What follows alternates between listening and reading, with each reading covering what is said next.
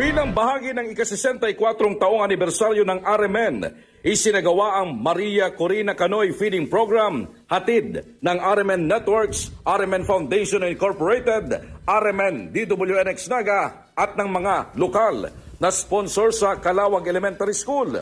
Nasa 300 mag-aaral mula sa elementarya ang nakibahagi sa naturang programa kung saan tumanggap sila ng mga bitamina, mainit na goto, tinapay, tubig at tsinelas. Nagkaroon din ng mga palaro at iba pang aktibidad na nagbigay ng saya at kulay sa mga bata. Pinangunahan ang programa ni Station Manager Grace Inocentes kasama ang mga radyoman at staff ng himpilan. Kasabay ng Maria Corina Canoy Feeding Program, isinagawa rin ang wheelchair distribution para sa mga kababayan nating nangangailangan nito na mula sa Naga City at Camarines Sur. Ang mga wheelchair ay handog ng Batalya Cares si dating board member Carlo Batalya ng Camarines Sur.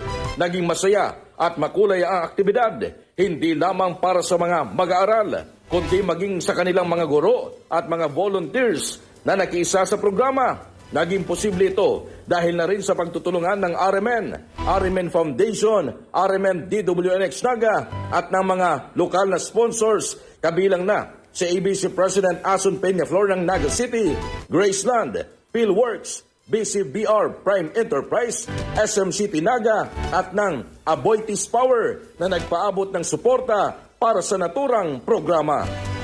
Nagpapasalamat pa ako, natutuwa ako kaya hindi ko nga alam kung anong gagawin ko. Nagpapasalamat ako sa WNX Batalya. Kasama mo sa RMN DWNX Naga, ako si Radyoman Kevin Alba, Tata, RMN!